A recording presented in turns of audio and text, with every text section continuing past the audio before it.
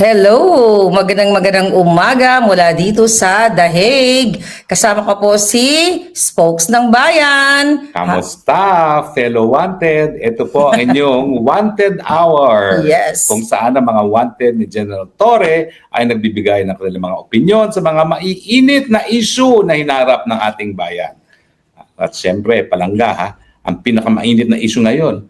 Dapat bang ituloy ang impeachment trial ni BP Sara? Yes. Ikaw, partner, ano tingin mo dyan? Kasi nga sayang lang yung pera ng bayan na ginagastos dyan. At alam naman ng lahat na ito ay political move ni Bangag para pahinain ang kanilang kalaban at magwagi sila sa kanilang maitim na balak na manatili sa posisyon. At recently nga, di ba, Spokes ay naglabas ng resolusyon o nailabas na ba ang resolusyon, pero all over no sa balita ang resolusyon na inihain ni Senator Bato para ito ay ibasura na. Ano ang sa tingin mo, mababasura ba or what? Well, unang-una alam naman natin kung bakit sinampa ng Kamara de Representante yan. Unang-una talagang gusto nilang sirain yung pagkatao ni BP Sara nang mawala na yung banta sa kanilang Marcos Forever muli, no? At nakikita naman natin talaga na ginamit pa ang pera ng taong bayan. Inamin noong Toby Tiangco, no, na kaya naman pumirma sa impeachment ang karamihan ng mga kongresista kapalit ng mga ayuda at mga benepisyo na makukuha ng kanilang mga distrito. No? At kung hindi naman ginamit talaga ang pera ng taong bayan, wala talagang dahilan para pumirma yung napakadami mga kongresista na lumagda dyan sa impeachment complaint na yan. Malungkot kasi talagang sa tingin ko, yan ay bribery. No? Kahit balik-baliktarin mo pa, nagkaroon ng impeachment complaint laban kay BP Sara sa pamamagitan ng bribery. Now, ang question nga is, ito bang ganitong impeachment complaint na inamin ng isang kongresista na campaign manager pa ng alyansa, no? Ibig sabihin, hindi siya pipitsuging kongresista, no? Siya ay nagsasalita talaga, sinasabi niya talaga yung sentimiento na nakakarami na dahil lang yan sa mga biyernes na ibinigay sa mga distrito kaya pumirma, no? Ang tanong, kinakailangan pa bang umusad, gastusin na naman ng taong bayan, pera ng taong bayan para sa isang trial na napakamahal, at saka syempre, aksaya ng panahon ng Kongreso, dahil ang Kongreso naman, sila dapat nagbibigay ng solusyon sa mga problema ng bayan. Pangunahin na dyan yung pagkagutom, ano ba yan? Palibasa tayo hindi nagugutom, siguro akala nila, pabayaan mo na lang yung mga nagugutom. Hindi po. Trabaho pa rin ng Kongreso na sila magbigay ng solusyon dahil yan po ay polisiya, no?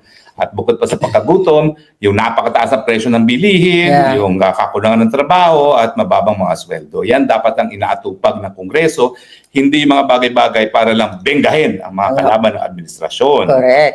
Katulad ng pagbibenga sa atin. Oo nga. Pero alam mo, legally speaking, talagang constitutionally infirmed ang pagpapatuloy ng Kongreso. Bakit? Bagamat walang nagsasabi talaga sa saligang batas na ang gawain ng isang kongreso hindi dapat magpatuloy sa susunod na kongreso, mababasa mo naman yan sa termino ng mga miyembro ng Kamara de Representante at Senador. At talagang nakasaad dyan na ang termino ng mga miyembro ng Kamara de Representante ay 3 taon na magtatapos at magsisimula sa June 30, no? At ang sabi naman na sa mga senador, ang kanilang termino ay 6 na taon, magsisimula at magtatapos sa June 30 rin, no? Ng ika-6 na taon. So ibig sabihin, wala ng termino yung lahat ng kongresista matapos ang 3 taon pagdating ng June 30, at ang mga senador, kalahati naman ay mawawalan na ng termino dahil 12 ang mawawalan ng termino pagdating ng June 30, no? Now, ang problema kasi, bagamat walang explicit provision sa saligang batas na ang pagkatapos ng isang kongreso ay upon expiration of term sa June 30, may desisyon ang Korte Suprema. At nangunguna na dyan yung kasong Francisco versus Senate, no? Versus House of Representatives. Ako nag-argue niyan sa Supreme Court. Ito yung sa impeachment ni Chief Justice Davide. At ang sabi ng Korte Suprema nga, talagang ang termino ng kada kongreso nagtatapos upon expiration of the term sa June 30. No? At dahil dito, lahat ng impeachment proceedings ay hindi po pwedeng ma-carry over sa susunod na kongreso. Parang batas baga, palangga. No? Na kapag ang batas, maski sabihin mo ng natapos ang third and final reading, hindi naman umabot sa BICAM, basta hindi siya naging batas, kinakailangan i-refile sa panibagong kongreso every 3 years. Pero ang cause of confusion dyan, meron din kasing ruling yung Korte Suprema sa Avellino versus Cuenco na nagsasabi na ang Senate daw is a continuing body. Kasi At anytime, merong 12 o kalahating senador na hindi na tatapos ang termino, di ba? Kaya alternating sila, no? Yeah. For instance, itong June 30, 12 mawawala ng termino, no? Pero yung mga hinalal natin ng 2022, nakaupo pa rin. Matatapos naman sila sa pagkatapos ng 3 taon. Pagkatapos ng 3 taon. Pero ibig sabihin lang ng Avellino versus Cuenco, hindi continuing ang House kasi lahat sila wala ng mandato after 3 years. Pero ang Senate continuing only because merong 12 na maiiwan. Now, sa tingin ko, kaya naman ganyan ang ginawa nila para rin walang vacuum pag nawalan ng presidente, nawalan ng vice president, at nawalan ng vice president. Ang susunod na ay Senate president kasi palaging merong Senate president. At kung mawala ang Senate president, House Speaker. Kung wala ang House Speaker, yung Chief Justice. Pero malinaw yan na lahat ng gawain ng Kongreso, pagkatapos ang termino ng isang Kongreso, tapos na rin, no? At kinakailangan ma-refile lahat. So sa tingin ko talaga, unless matatapos nila yung trial na yan by June 30 ng taon ito, kinakailangan talaga ma-dismiss yan at ma-refile ang impeachment complaint sa susunod na Kongreso. Ang problema palangga, bawal ang mahigit sa isang impeachment complaint na hihain sa isang taon. So antay na naman sila hanggang next year. Ganun talaga. Diba? But in your assessment, sa tingin mo ba, mapupush ito ng mga gustong i-push ang impeachment? Kasi syempre, may mga nagrarally na ngayon, may mga bayaran na nagsasabi na dapat ituloy ang impeachment kaya Inday Sara. So, sa tingin mo ba may possibility na ma-push nila? At another thing, no, spokes, ang sinasabi ng Malacanang ngayon na wag daw sisihin ang Marcos Jr. o ang Marcos administration kung ang impeachment trial ay matuloy o hindi. So sa tingin mo, anong pinapahiwatig ng statement ng Malacanang ngayon? Unahin ko muna yung una mong tanong, no? Una-una, kahit anong sabihin ng mga Leila de Lima dyan, kung sino-sino pang mga kamatayan, okay? Na-bloke na kamatayan. Wala silang magagawa kasi ayon sa saligang batas, tanging Senado ang sole judge sa lahat ng impeachment trials. So kahit anong desisyon ng ng Senado as an impeachment court, pati Korte Suprema hindi po pwedeng maghimasok except upon grave abuse of discretion. Pero alam naman natin na pagdating doon sa trial mismo, hindi po pwede ang Supreme Court na maghimasok. Now, yung Francisco na in-argue ko, naging matagumpay kami kasi ang kinwestiyon namin doon, yung action ng House. Yung pagsasampa nila ng pangalawang impeachment complaint sa loob ng 1 taon. Kung ito ba'y labag sa saligang batas. Yes. Sa tingin ko, ibang-iba yung Francisco dito sa mangyayari ngayon kasi ito, decision na ng Senado. Pero doon sa Francisco, ang kinwestiyon ay yung gawain ng Kamara de Representante at hindi ng Senado sitting as an impeachment court. Now, yung tanong mong pangalawa, bakit hugas kamay ang Marcos? Siyempre kasi matapos ang eleksyon, na-realize niya, wala na nakikinig sa kanya. So alam niya na malakas talagang posibilidad na ibabasura na yan. Kaya ayaw niyang mapahiya na naman, gaya ng napahiya siya, wala siya na panalong kandidato ng Partido Federal, alam niya na i-dismiss yan, no? Bagamat gustong-gusto niya talagang ituloy dahil mga senador, hindi naman niya magiging senador kung hindi nila alam ang pulso ng bayan. Yes. At ang pulso ng bayan, ayaw na nila ng napakadaming politika, no? Politika at tupagin ang problema ng bayan. At alam mo, si Senator Cheese, whether or not you like him, alam niya ang pulso ng bayan. Alam niya ngayon, ang tinatakal nila ay mga batas na po pwede magbigay solusyon sa problema ng tambayan kaysa politika na naman. Kaya hugas kamay si Auntie Claire kasi alam niya, hindi na rin mai-impluwensya ng presidente, mga senador, dahil alam nilang pulso ng bayan. Yeah, so alam naman natin na bagsak talaga ang trust rating ng bangag, kaya naman talagang naghuhugas kamay na nga. Pero spokes, gusto kitang tanungin, kasi may bagong optics o photo op na naman drama itong bangag administration ng kanyang pamilya ay nagsakay-sakay sa MRT at nagbigay ng one free ticket. One ticket lang yung babayaran mo, then libre na yung 3 or 4 na miyembro ng family. Ano sa tingin mong dramatization na naman ito? Well, tingin ko mabubwisit lang ang taong bayan kasi alam naman nila, PR lang yan. Alam naman Yeah. nila na walang pinupuntahan ng first family na hindi lang nakakotse, kundi isang katutakbang mga escorts para maiwasan ang traffic. No? Minsan nga sila pa nakakadagdag sa problema ng traffic dahil ang haba-haba ng mga convoy ng first family. No? Hindi lang yan. Kasama na rin si Presidential Kasi na tinatawag na tambaluslos. No? Kahit saan sila magpunta, haharangin pa ang traffic para sila yung makaraan. No? So sa tingin ko, lalong mabubuisit ang taong bayan dyan. Kasi parang binabaliwala nila yung hirap ng taong bayan na sumakay ng LRT na punong-puno, na minsan nadidelay at napakamahal pa, no? At syempre, wala naman choice ng taong bayan dahil kung sila sasakay naman sa kotse nila, either number 1, napakataas naman ng presyo ng gasolina, number 2, wala silang kotse, number 3, super palpak talaga ang traffic natin dyan, lalong-lalo na sa Metro Manila. Yeah. So, kung naalala mo, I think nandoon tayo, no? Sinabi ni Vice President Sara dito sa Dahig na dito sa Netherlands yung talagang yung transportation maayos. Tapos parang yung sa atin, pagsakay pa lang sa MRT, parang nakikipag-agaw buhay ka na. Parang naalala mo yon? Oo, grabe yung... naranasan ko yan. Hindi sa dahil ako nagpi-PR. Kasi nagtuturo ako, naimbita rin ako bukod sa UP na magturo dyan sa San Beda, no, sa graduate program. So, from yung tinitiran ko, malapit lang yung istasyon sa Katipunan. So, nag-MRT ako, papunta doon sa San Beda. Ang baba mo na, doon mismo sa gate ng San Beda. Pero talagang kapag peak hours, naranasan ko yan, halos di ka makahinga. At may mga pagkakataon talaga na naghahabol ka, lalong-lalo na galing ako ng Makati, papunta ng Quezon City, papunta ng UP. Siyempre, malilate ka sa klase, mag-LRT ka, papahatid ka sa MRT, susundukin ka ng another sasakyan doon sa dulo. Hindi ka talaga makahinga. At saka yung pila, napakahaba.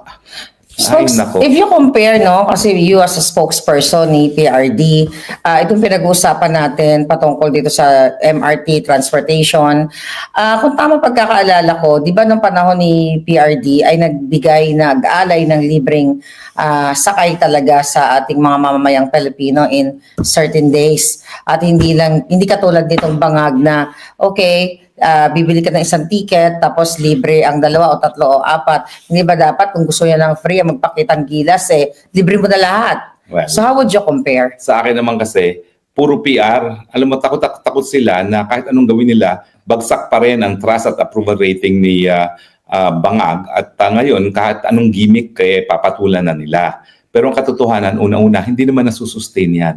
Yung kanilang family ride, I don't think that is for long term. Baka nga isang araw lang yan, no? Gaya nung 20 pesos na bigas na isang araw tapos itinigil, di ba? So, lalo lang mabubuisit ang taong bayan kasi alam nila, ano kala nyo sa taong bayan? Bobo? Na palibasa, meron kayong gimmick, mag-iiba ang kanilang sentimiento na pinakapalpak na presidente sa kasaysayan ng Pilipinas, ang Marcos Jr., di ba?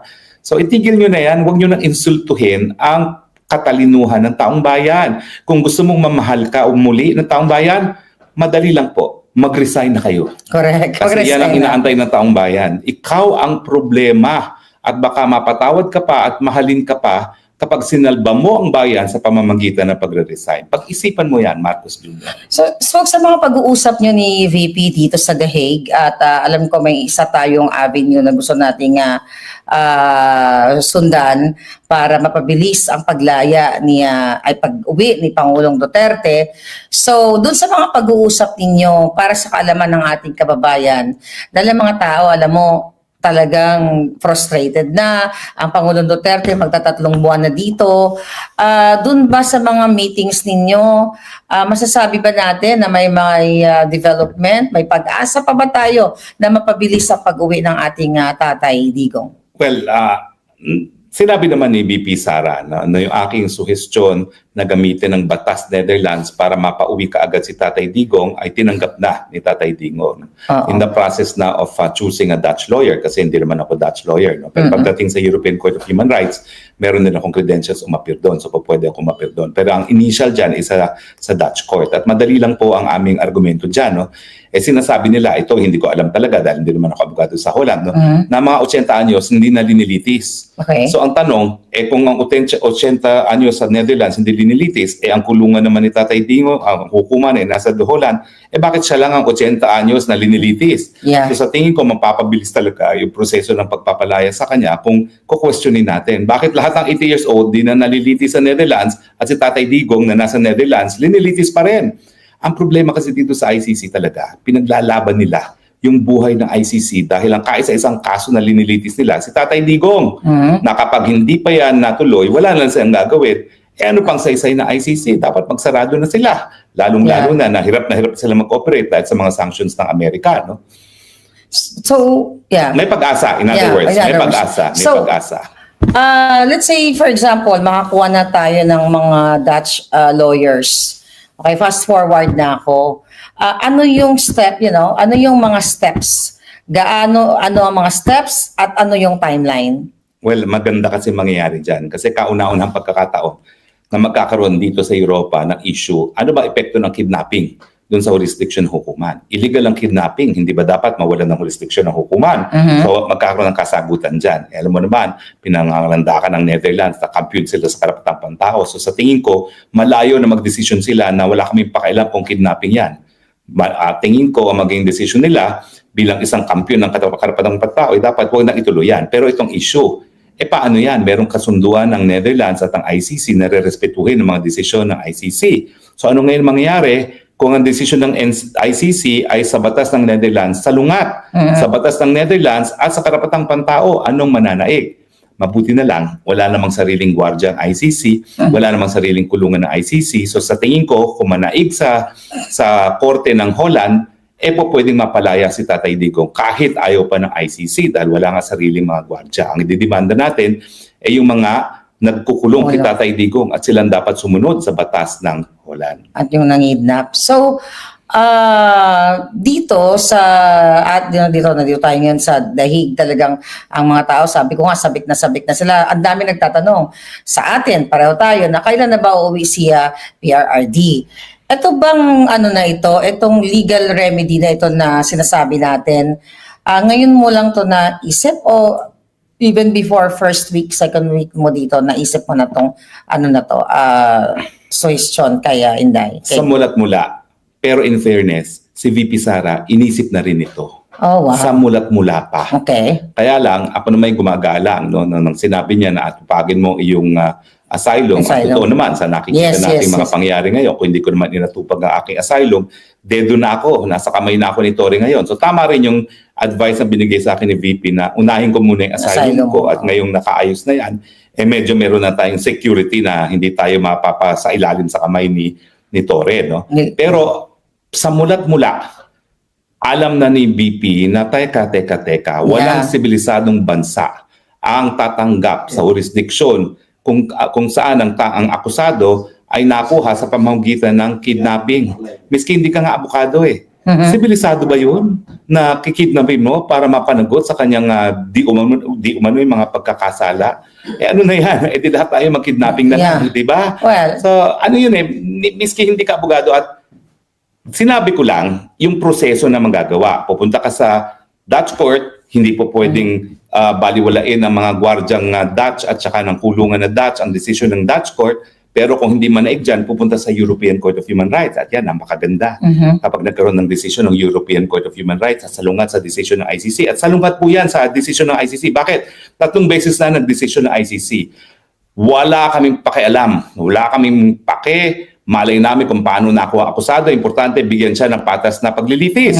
So alam ko yan, magkakaroon ng salungat ng desisyon. O sino ngayon ang mananaig? Napakagandang issue yan. Kaya sana sa lalong mabilis na panahon, makagalaw. Ako naman, kampante ako mas mabilis ang domestic. Bakit? Kasi kapag ikay nag-file ng issue, ng action na habeas corpus, lahat sa buong mundo, pinakamataas ang priority yan. Tingnan mo naman sa ICC, matapos ang reading of charges, 6 na buwan bago mag-confirmation of charges. Confirmation of charges po yun, nakakulong na ang si Tatay Digong, 6 na buwan, parang fiscal pa lang yun. Meron bang probable cause? Sa Pilipinas, bago ka makasuhan, meron ng probable cause. Kita nyo naman yung tagal na yan. No? Samantalang sa lokal, kapag sinabing, okay, kinakailangan i-release. O umapila man ang gobyerno ng Netherlands, mabilis din yung proseso kasi high priority yung habeas corpus. Kung matalo naman, diretso ka sa European Court of Human Rights. Mabilis din yan. Dahil pag nag-order ng provisional measures naman ng European Court na palayain, papalayain ka agad yan at kinakailangan sumunod ang Netherlands. No? Dahil may ngipin yung European Court of Human Rights, di gaya ng ibang mga human rights bodies. So let's say nagwagi na tayo doon o nagdesisyon ng korte, ang Dutch government, okay, pauwi na ang Pangulo, nagkamali yung ICC at dapat nang i-release ang Pangulo. Tama bang ang Pangulong Duterte ay diretso sa Pilipinas, pabalik? Or what? Paano ba yan? Well, sa tingin ko, yun ang gusto ni Tatay Digong, yun dapat ang gawin. Dahil kinidnap siya sa Pilipinas, dapat ibalik siya sa Pilipinas. Yan yung tinatawag nating reparation. Kapag lumabag ka sa isang prinsipyo ng international law, dapat itigil mo yung paglabag mo. Paano gagawin ng Netherlands yan? Sa pamamagitan ng pagpapalaya. Tapos mayroon man tinatawag ng reparations, ibalik mo yung sitwasyon bago nagkaroon ng paglabag. Nasaan ba si Presidente Duterte bago nagkaroon ng paglabag? Nasa Pilipinas. So ibalik mo siya sa Pilipinas at meron pang danyos na dapat bayaran para lahat yung mga consequences ng pagkakamali, kagaya ng pagkakakulong na 6 na buwan, magkaroon naman ng katumba sa pera, no? Naku, mukhang yayaman pa ata si Tatay Digong. Tatay Digong, alam ko, nakulong ka, sorry ha, pero wag mo kaming kakalimutan. Kapag ikay euros na milyonaryo na, yes. I'm sure bibigay niya yan sa paborito niyang hospital ng mga cancer victims ng mga bata. Oo. Pero ambon na. Pag nanalo tayo sa Dutch. Nangangarap na tayo. But anyways, folks, kasi syempre, di ba, pinakidnap ng mga bangag. So, alam naman natin na they can do extreme ng kasamaan. What if kung harangan nila yung paglapag na naman ni PRD? Kasi dinungkot, sinapilit, kinidnap, na kung harangan na naman. Ito ano ko lang naman, napaisip lang tayo kasi alam kong grabe itong gobyerno ni Bangag. Possible ba yon sa tingin mo? Well, Anong tingin gagawin ko natin? magagalit ng taong bayan. Nung una kasi, nakuha tayo sa sorpresa kaya hindi tayo nakapaghanda. Ay kung nagkaroon lang tayo ng pagkakahanda, I'm sure lulusubin ng taong bayan yung tarmang at humiga nang hindi maka-take off yung eroplano, no? So tingin ko ngayon mas magiging alerto ang Pilipino pag nagkaroon ng ganyang desisyon. At tingin ko rin ang administrasyon ni Marcos Jr. dahil alam nilang sinusukot sila ng taong bayan, mag-iisip na rin yan dahil ang pakiusap na lang nila pwede ba wag niyo akong ipakulong? Pero naku, wag kayo umasa na oo, Tatay Digong, dahil talagang yan ang pagkakamali ng unang EDSA, dapat kinulong kayong lahat. Correct. Kaya dapat talaga kulungin ang mga bangag. Pero dahil meron kaming eksena ngayon, kami ay mamamasyal, maging turista kami ngayon. Habang nagingit-ngit at nagpaplano si General Torre kung paano kami mahuhuli. Well, General Torre, sightseeing kami. Sightseeing ka. Mag-sightseeing ka. Mahuli mo kami. Naka-ready na yung 4 na angels natin. Ang mga bodyguard ni Spokes. Bago pa tayo madukot, si Dory ang ating dudukutin. Anyway, thank you so much, Spokes. Alam niyo mga kababayan, tuwang-tuwa ako dahil si Spokes nakilala ko ng husto. Alam mo talagang Spokes, pinagmamalaki kita. Walang ka pride. Nagpinagluluto kami, pinagtitimpla kami ng kape. Oh my God, thank you. Talagang Kaya naman kasi, no? Talaga naman kasi pag umalis sila, naku, malungkot na naman ang inyong spokes ng bayan. Ano namang gagawin? Baka mabaliw na naman ako pag wala na ang palangga ng bayan. Yes, oh my gosh. Spokes, maraming salamat. Talagang walang arte-arte ang Spokes ng bayan. O Marla, ito na yung kape mo. Ito na. Ay nako, ang sarap-sarap ng buhay namin with Spokes. Thank you po. Thank you, Spokes. And thank you for coming. At talaga naman kita mo, pinaligay mo ako at ang lahat ng Pilipino dito sa Dahig, kasama na ang mga pamilyang Duterte. Maraming salamat sa iyong patuloy na suporta talaga dahil ikaw ang boses ng puwersa ng liwanag. Alright. Lahat tayo ay boses at puwersa ng liwanag, kaya naman huwag tayong panghinaan. Sa June 14 ay mayroon tayong Araw ng Kalayaan para kay Tatay Digong. Tayo po'y magtipon-tipon dito sa Dahig at sabay-sabay na isigaw sa mga European, sa mga Dutch, bring him home. Bring him home. Bring him home. Alright. Hanggang muli po, abangan nyo aming Bangag-Bagag Forever. Pero ngayon, bye. Bye. Thank you.